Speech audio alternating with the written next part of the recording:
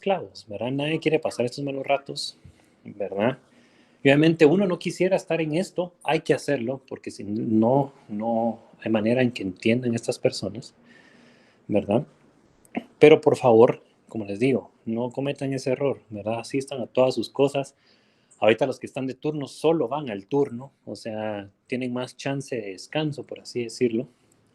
Entonces, por favor, ¿verdad? Eso es, como les digo, se lo estoy diciendo de una vez, 1 de diciembre, para que el último día o los últimos días de diciembre y los últimos días de enero no estemos con estas situaciones, ¿verdad? Eh, Como les digo, no es que van a pasar desapercibidos, menos ahora, que son tan poquitos, más se da uno cuenta si falta alguien o no, ¿verdad? Entonces, por favor, eso les pido, nada más. Se conectó el doctor Velázquez, entonces. Gracias, doctor Gerhard, por lo que estaba comentando. De hecho, el motivo de mi atraso viene mediado por lo mismo, porque estaba terminando de ver, me imagino que la estás platicando un poquito de la situación particular de ayer, ¿verdad? Sí, exactamente. Entonces, ahorita estábamos terminando de ver eso en la jefatura con respecto a las situaciones que se van a realizar y otra situación particular que pasó con un estudiante el día de hoy de una agresión física. Justamente hace un par de minutos salí de la oficina de medicina interna haciendo los respectivos informes, por eso vengo unos minutos tarde. Entonces, bienvenido, gracias Cristian por estar con nosotros. Bienvenidos jóvenes a esta primera clase, doctora Johanna. Usted tiene el privilegio de iniciar la presentación. A partir de ahora vieron que estamos grabando la plática. Esto es para que cuando ya ahorita que estamos grabando, ustedes empiecen a notar su asistencia. Recuerden que deben adquirir una asistencia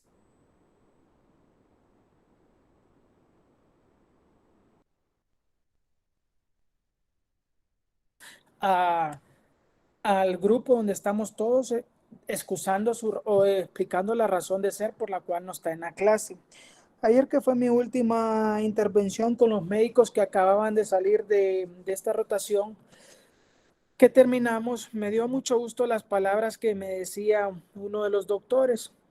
Me decía, mire doctor, realmente que uno le agarra el gusto a medicina depende de las personas que tengan el camino para orientarlo.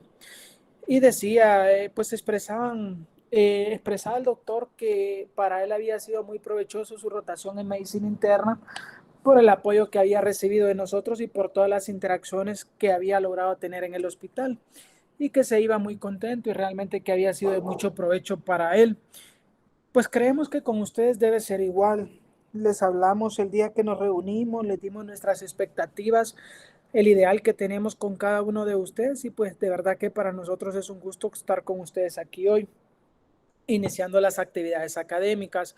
Hoy hubieron ciertas situaciones ajenas a nosotros que nos obligaron a empezar a esta hora, pero no es la normalidad.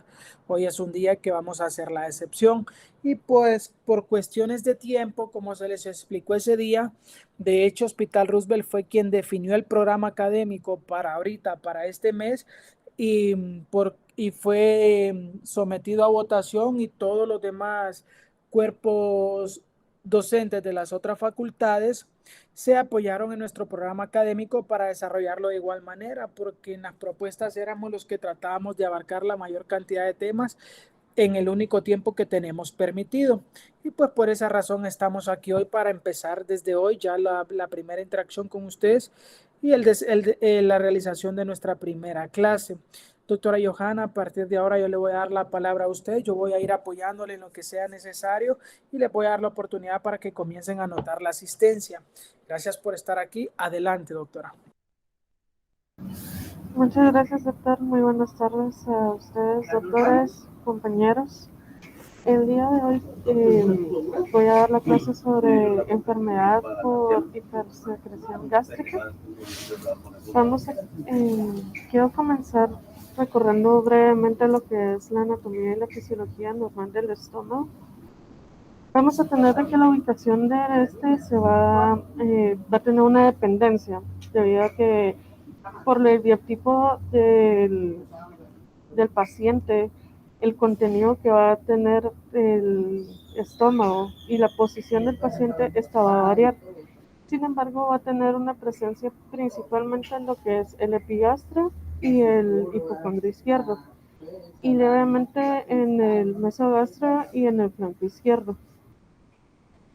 Entonces, vamos a recorrer la vascularización, que está principalmente dada por las ramas del tronco celíaco, las cuales se van a mostrar en la curvatura menor por las arterias gástricas izquierda y derecha, y en la curvatura mayor por las gastromentales izquierda y derecha. Va a tener un drenaje venoso por venas de los mismos nombres, que van a atribuir principalmente a las venas clínicas, mesentérica superior y a la porta hepática. Vamos a tener que la inervación va a estar dada por va a tener tres tipos de inervación, ¿verdad? Va a estar la inervación simpática, dada por los ramos de los nervios espinales de T6 a T9. Vamos a tener el parasimpático, dado por los troncos vagales anterior y posterior del nervio vago. Y la inervación entérica, que va a ser dada por el plexo mientérico de la capa muscular, también llamado plexo de Auerbach, y el plexo submucoso o de Meissner.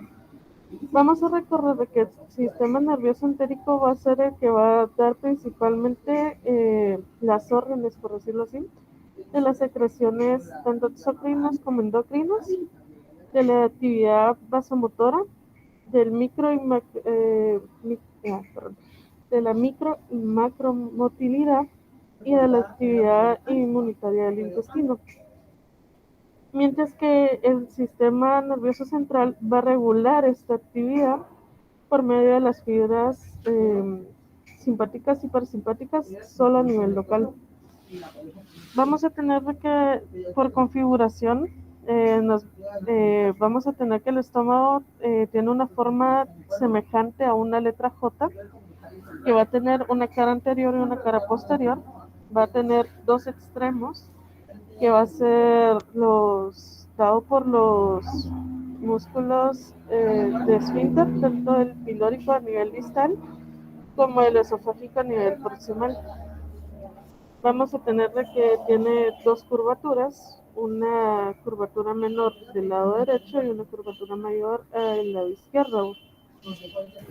Vamos a tener que tiene una conformación por 4 porciones, la cual va a ser a la entrada dada por el cardias, que es la conexión directa con el esófago, y está aproximadamente a altura de T11. Vamos a tener que está el fondo gástrico, el cuerpo del estómago, y en forma de embudo al final vamos a tener lo que es la región del anteopilórico, la cual va a ser la salida del estómago, que se va a conectar con el duodeno. Vamos a tener también que la constitución está muy ligada a la fisiología del estómago, debido a que esta va a tener lo que son las 4 capas propias del sistema digestivo, que son la mucosa, la cual está conformada por un epitelio cilíndrico simple, mucosecretor. Esta va a tener lo que son fosas, en las cuales vamos a encontrar las glándulas gástricas, que son tubulares ramificadas. Estas van a estar conformadas por muchos tipos de células, pero las que vamos a destacar va a ser las células parietales, las cuales van a formar lo que es el ácido clorhídrico. Vamos a tener también lo que son las células principales, que van a formar lo que es el pepsinógeno, las superficiales, que van a formar lo que es el bicarbonato, las células de mucosa del cuello, las cuales van a provocar moco, que va a proteger todo el tejido, y células enterocromafines, que van a secretar entre otras cosas, lo que son la regulación hormonal, como es la histamina, gastrina y somatostatina. Entonces, vamos a tener de que también vamos a tener lo que es la capa submucosa, la capa muscular y la capa serosa. Dándole un poquito más de prioridad a lo que es la capa mucosa, ¿verdad? Vamos a tener de que la parte interna del estómago va a tener perdón, se me fue la palabra, unos pliegues. Estos nos van a dar lo que es la capacidad de almacenamiento que posee el estómago.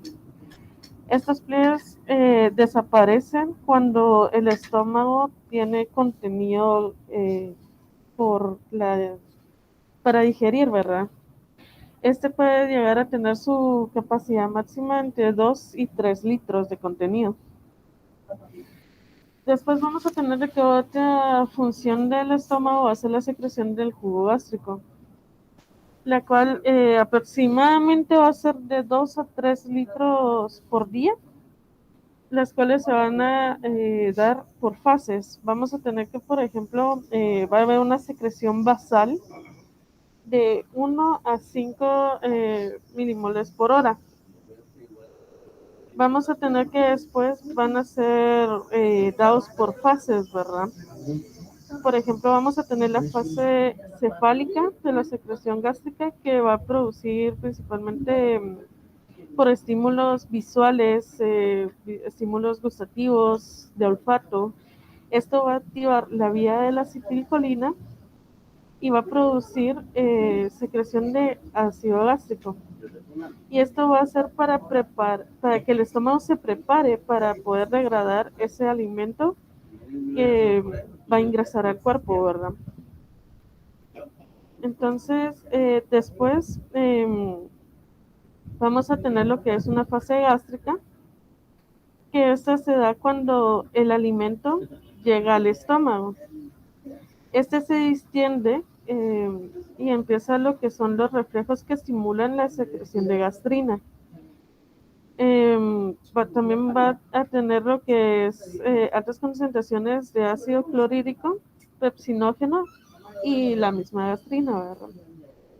Esto va a hacer de que los valores del pH desciendan y va a poder hacer de que las células parietales se activen por medio de mecanismos directos e indirectos, lo cual va a hacer de que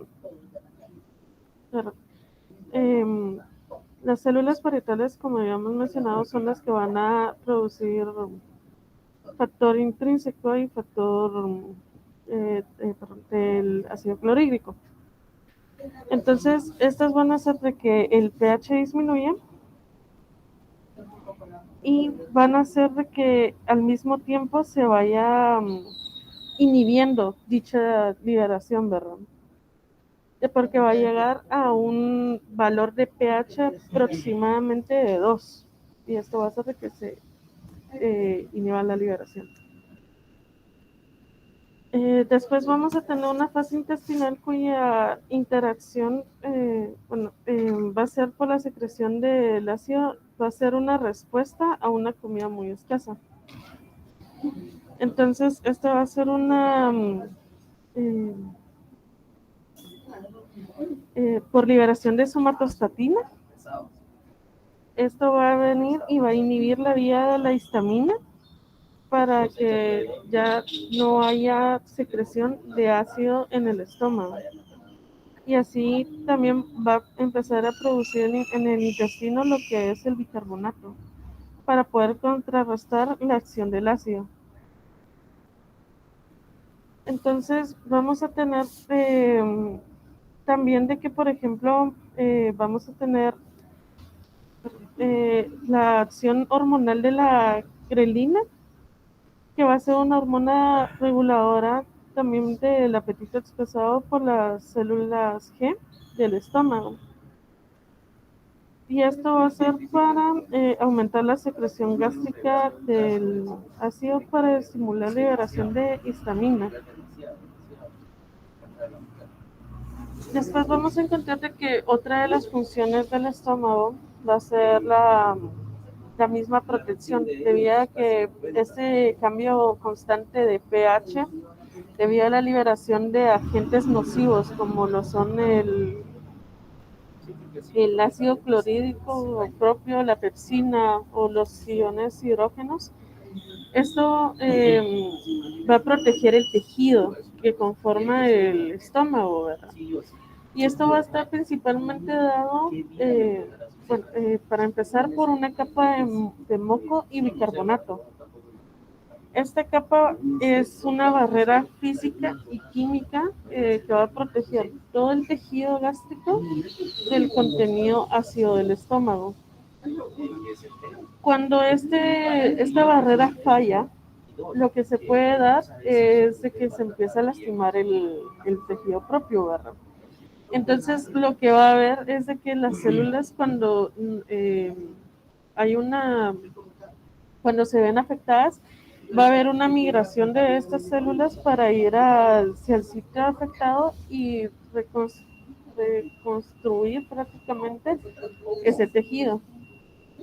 Después vamos a encontrar que va a haber otros elementos de esta protección como son la marea alcalina y lo que es la microcirculación, la cual va a tener la continua como participación de las prostaglandinas, el ácido nítrico y el sulfuro de hidrógeno.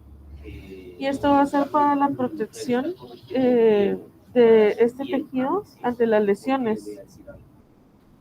Vamos a tener de que también estas células, estos elementos van a impedir lo que son la agregación plaquetaria y la agregación leucocitaria.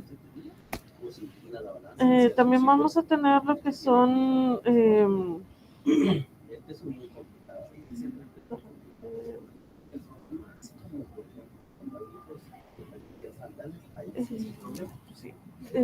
después, por esto...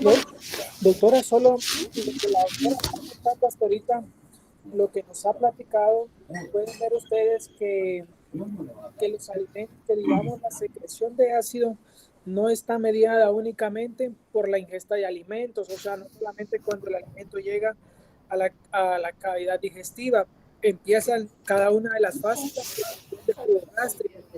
Por eso es importante conocer esto, porque es el mecanismo fisiopatológico que va a mediar lo que ella va a hablar ahorita, lo que vamos a hablar el día de mañana. Entonces es muy importante que recuerden estas fases fisiológicas y de secreción del flujo gástrico para poder comprender muy bien el siguiente tema y lo que va a hablar la doctora ahorita. Adelante, Johanna. Bueno, ahorita vamos a entender lo que son las enfermedades por hipersecreción gástrica. Encontré que existen principalmente lo que es la enfermedad de reflujo gastroesofágico y la úlcera péptica. Vamos a comenzar con lo que es la enfermedad de reflujo gastroesofágico. Vamos a tener que, por definición, es un padecimiento que tiene como origen el reflujo, ¿verdad?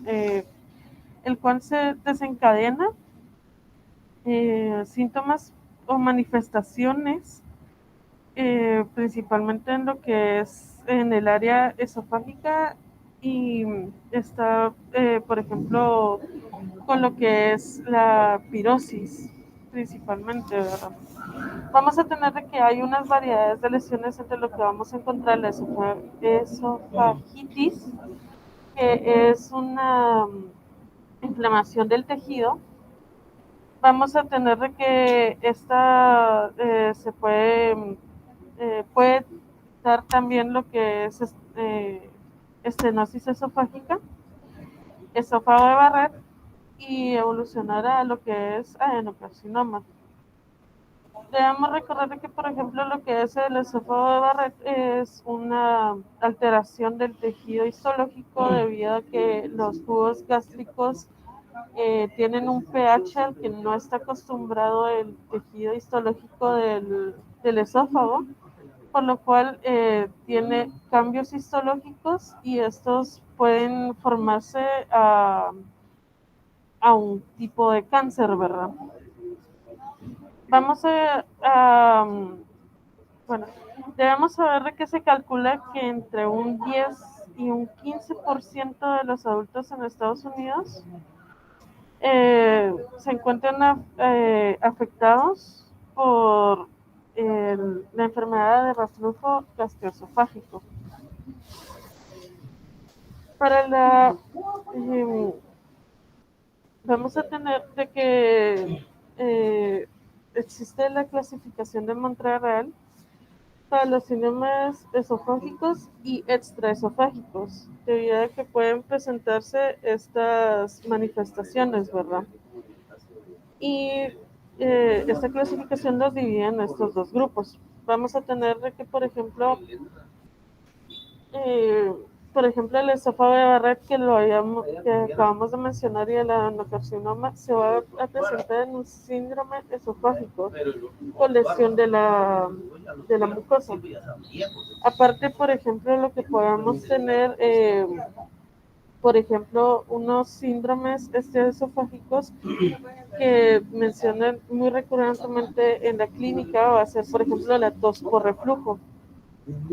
Entonces, estos van a ser asociaciones establecidas a esta patología. Vamos a tener de que también para la... Doctora, disculpe, Johanna, ponga la anterior, por favor. Bueno, Johanna está tratando, vean que Johanna usa de revisión bibliográfica una revista de gastroenterología. Es muy, muy importante esta parte que nos está comentando Johanna. Bueno, de las 20 personas que estamos acá, y que por cierto nadie ha escrito en el grupo la razón por la que no está conectado y deberíamos estar conectados, hay algo bien importante y miren cómo lo clasifica ella. Yo creo que de los 20 que estamos acá, más de alguno de nosotros ha de presentar o padecer de reflujo gastroesofágico o algún alimento se lo ha de desencadenar. Van a encontrar con frecuencia que hay gente que le dice, doctor, me levanté en la noche porque sentí una sensación de asfixia o ahogamiento en la garganta, me dio tos y me levanté ahogándome. Bueno, señores, eso es laringitis por reflujo, como está comentando la doctora en los síndromes extraesofágicos. ¿Qué quiero que ustedes lleven claro de esta imagen que está presentando Johanna?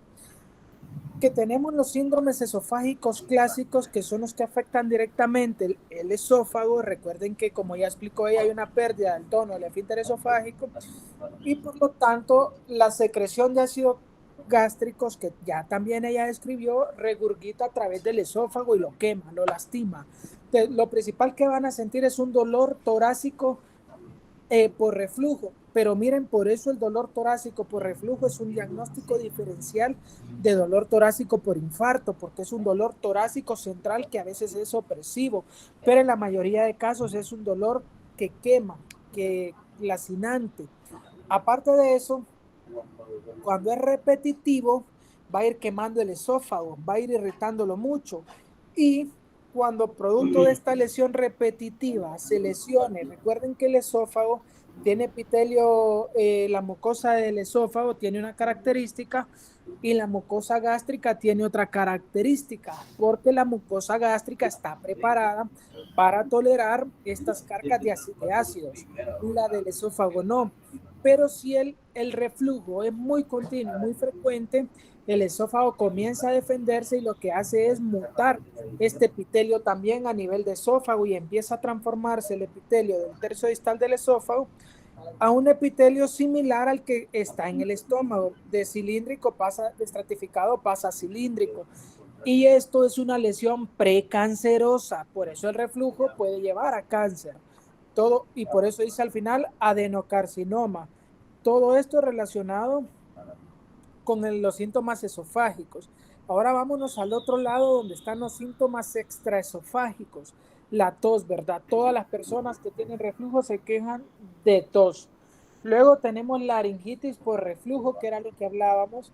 Hay asma por reflujo, porque recuerden ustedes que al tener reflujo se regurgita el contenido gástrico y esto quema. Y esto hace sensible las vías respiratorias y hace una hiperreactividad de los bronquios y por eso se llama asma por reflujo. Tenemos lesiones dentales a causa del reflujo y esto es común que las personas por reflujo tienen lesiones dentales. Van a aprender a valorarlo o si alguno de ustedes padece por reflujo, evalúen esta situación. Y lo otro es, hay faringitis, sinusitis, incluso el pulmón, miren, puede llegar a desarrollar fibrosis asociada a reflujo. ¿Por qué? Por toda la carga química que está recibiendo el pulmón y esto es repetitivo y crónico a lo largo de los años. Por eso es importante, jóvenes, que tratemos el reflujo gastroesofágico, ¿verdad? Entonces, solo para poner en contexto clínico la clasificación de Montreal que Johanna nos ha presentado. Continúe, Johanna. Muchas gracias, doctor. Aquí tenemos principalmente lo que es las imágenes para ilustrar estos cambios que se van a dar en el esófago, ¿verdad? Por ejemplo, lo que es el inicio de una esofagitis que es la inflamación, que va a ir evolucionando por esta misma inflamación, se va a ir produciendo lo que es la estenosis esofágica, que va a empezar a tener esos cambios que lo van a poner como el esófago de Barrett, que ya son los cambios histológicos, como bien recalcó el doctor, que es dado por esa lesión continua que tiene el esófago, ¿verdad? Por los jugos gástricos, y que por último va a evolucionar a un cáncer. Vamos a tener de que esta fisiopatología vamos a tener de que es dada por esta lesión, ¿verdad? Que el tejido no está preparado para tener unas concentraciones de pH tan bajas como las que se almacenan en el estómago, ya que el esófago no cuenta con esa como revestimiento de mucosa y bicarbonato del que habíamos mencionado, que es su barrera protectora, ¿verdad? Entonces, esta va a ir causando las erupciones, va a tener esas lesiones que van a terminar con una necrosis del tejido y puede llegar a causar, por ejemplo, una hemorragia, puede causar una perforación. También va a causar todo lo que, como había mencionado el doctor, ¿verdad? Todos esos acompañamientos, esos síntomas que va a referir el paciente en la clínica, como lo es la pirosis, esas molestias bronquiales como el asma. Entonces vamos a tener vamos a limitar que el reflujo a que fisiológicamente normal depende de la integridad anatómica y fisiológica de esa unión esofagogástrica. Cuando tenemos el esfínter esofágico que está en óptimas condiciones, vamos a tener de que no va a haber no se va a vencer este esfínter y no va a haber un trastorno del contenido gástrico. Pero se reconocen 3 mecanismos por los cuales este esfínter se va a tener una incompetencia. Principalmente va a ser la relajación transitoria del esfínter esofagogástrico. Vamos a tener, debido a que es un reflejo del nervio vago, el cual va a tener esta relajación y se va por una distensión gástrica.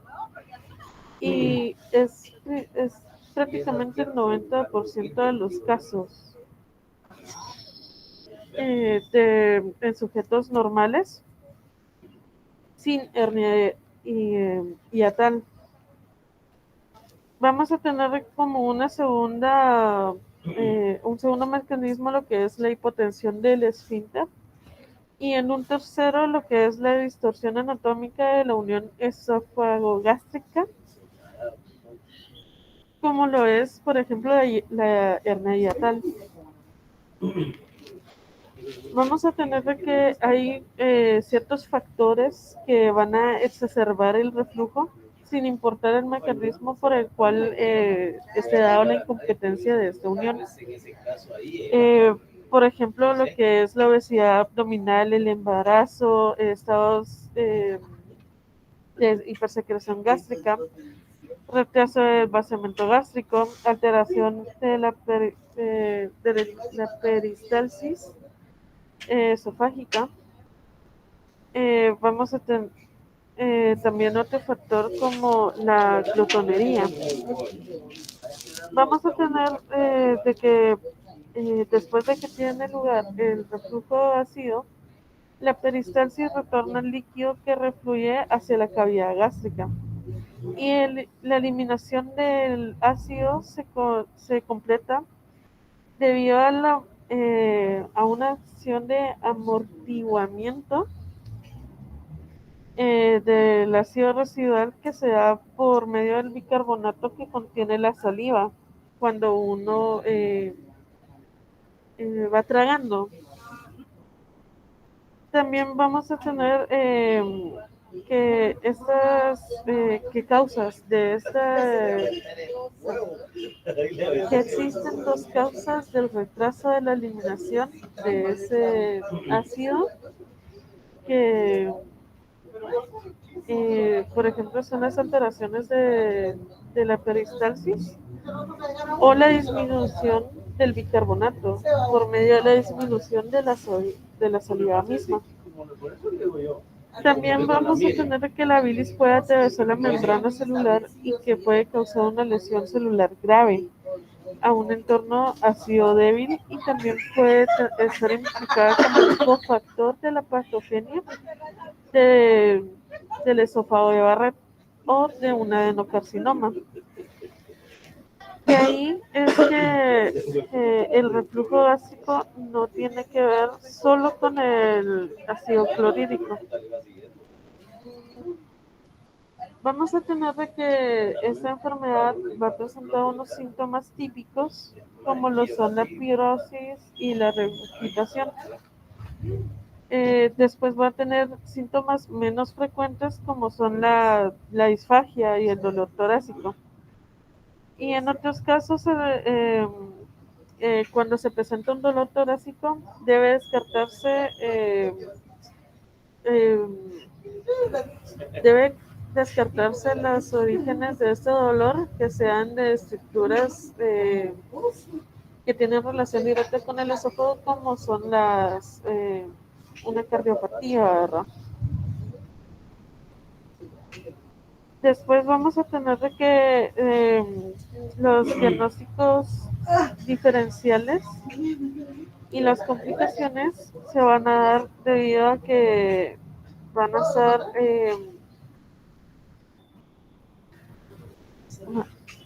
las diagnósticas diferenciales van a ser aquellas enfermedades como, por ejemplo, una esofagitis infecciosa. Vamos a tener también por píldoras o por tipo sinófilo.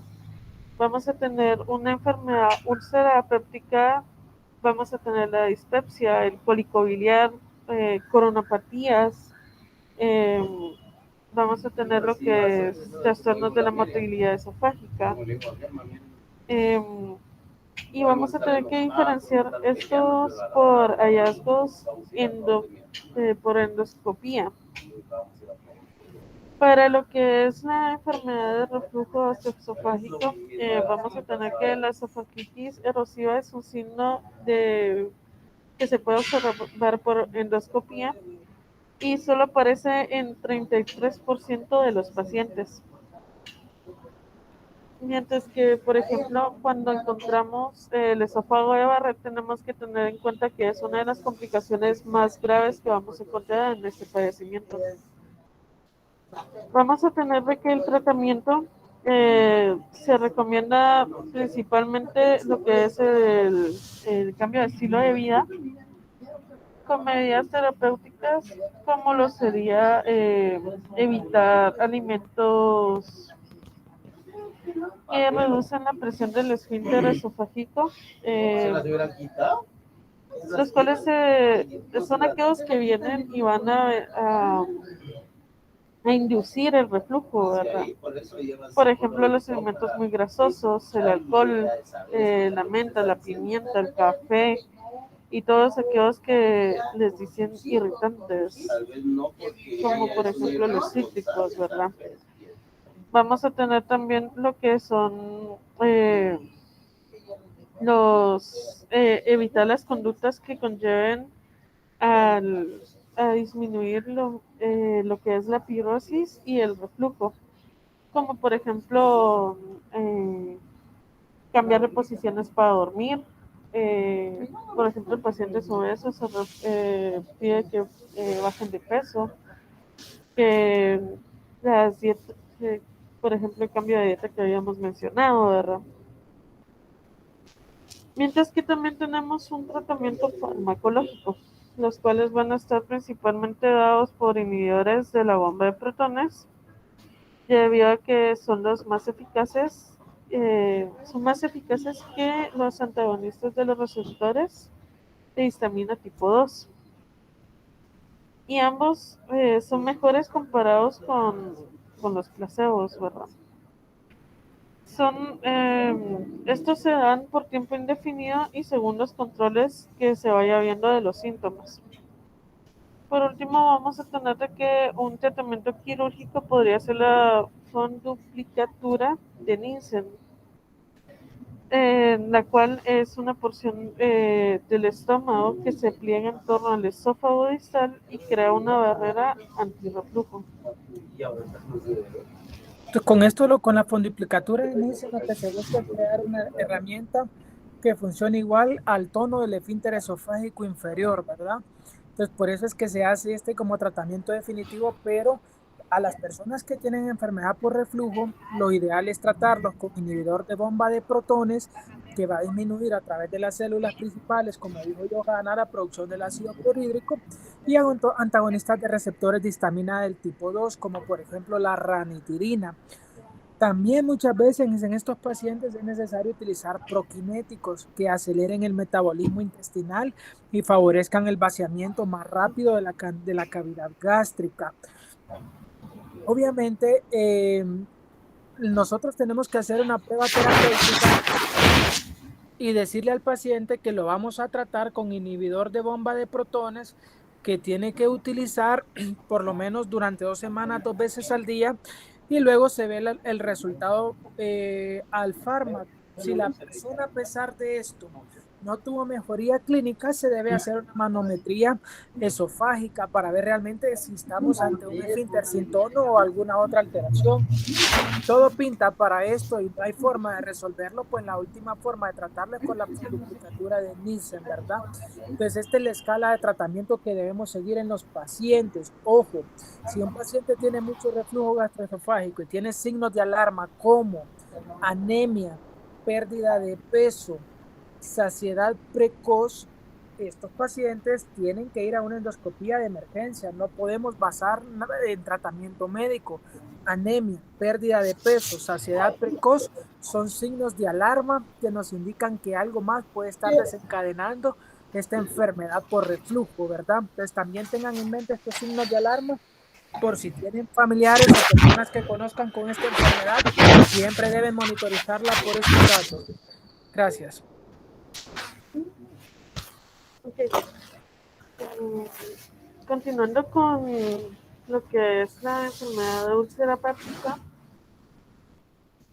Vamos a tener de que se va a definir como úlcera hepática a la pérdida de la integridad de la mucosa del estómago o del duodeno que produce un defecto local con un tamaño mayor a 5 milímetros que abarca hasta la submucosa.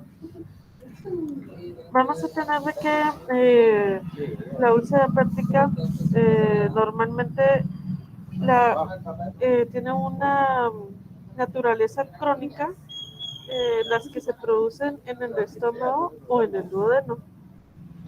Vamos a ver de que el 90% de los pacientes con dispepsia no padecen de úlcera y que la mayor parte de los pacientes que llegan a tener una úlcera hepática van a ser asintomáticos.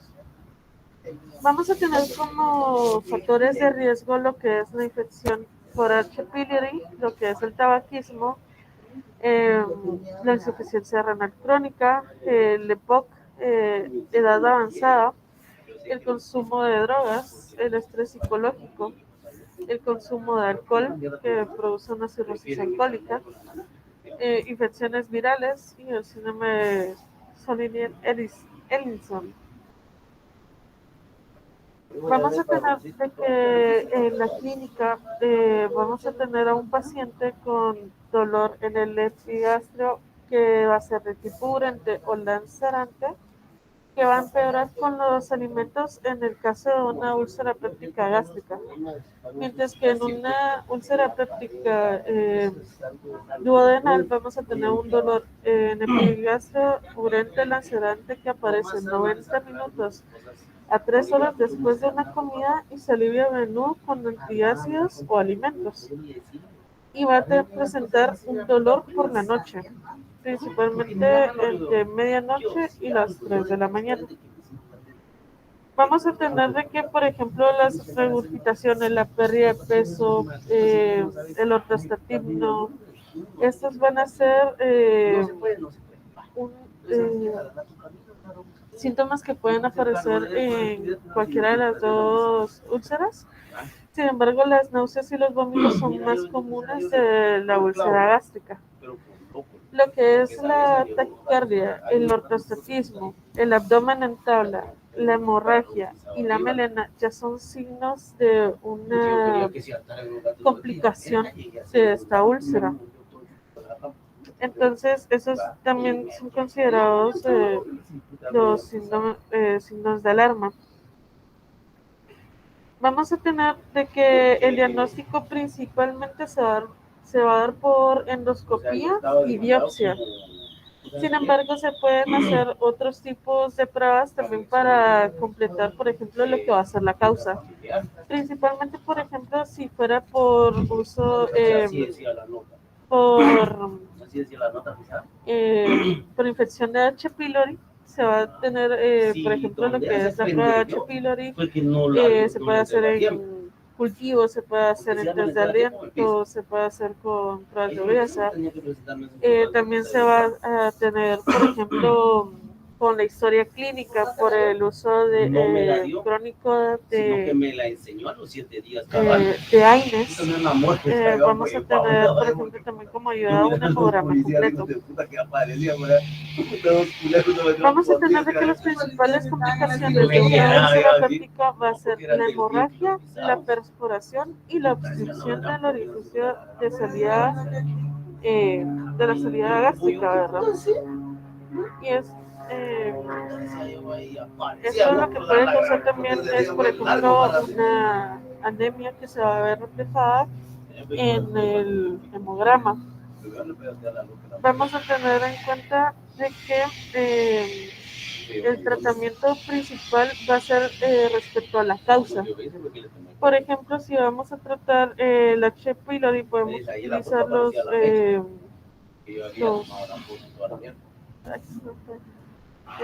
el conjunto de los medicamentos que normalmente se deja, los tratamientos de primera línea para infecciones de H. pylori, como son los inhibidores de bomba de protones, la claritromicina y la amoxicilina, que por ejemplo es una cobertura triple. Mientras que, por ejemplo, si vamos a tener lo que es acidez, vamos a tener una también los inhibidores de bomba de protones para disminuir esa producción de ácido que es la que va a estar afectando, ¿verdad? O si son por uso crónico de AINES, vamos a venir, vamos a dar un plan educacional principalmente y vamos a ver una solución si realmente lo necesita, algo que no vaya a seguir causando problemas de este tipo. También vamos a tener lo que es un tratamiento quirúrgico que va a ser el Billroth. Y este va a ser principalmente para lo que es una úlcera péptica gástrica.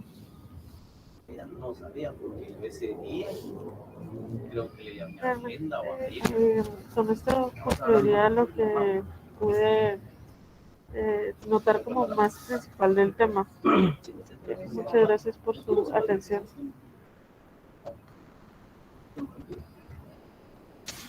Gracias, Johanna. Bueno, realmente que esta es la parte inicial del proceso que vamos a ver a continuación, que es todo lo que las enfermedades que vienen, pero Johanna ha presentado bien la enfermedad de reflujo, que es el tópico base de esta clase, y luego vamos a ver, y la enfermedad ulcerosa péptica, que la vamos a ver bien a detenimiento el día de mañana. El síndrome de Zollinger-Ellison es cuando hay aumento de la producción, hay un tumor productor de gastrina en el organismo, como decía ella, ¿verdad? Entonces, causas tumorales hay que pensarlas también. Por eso les decía, cuando hay signos de alarma hay que pensar en causas tumorales. El Zollinger-Ellison, que es aumento en la producción porque hay gastrinomas, así se llaman, y aumenta la producción de gastrina dentro de las causas. El pilar de esta clase que necesito que se lleven es lo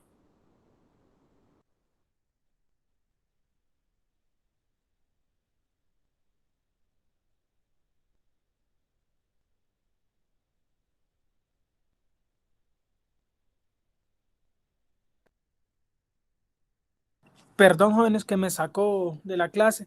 El pilar de la clase es lo que platicábamos, ver el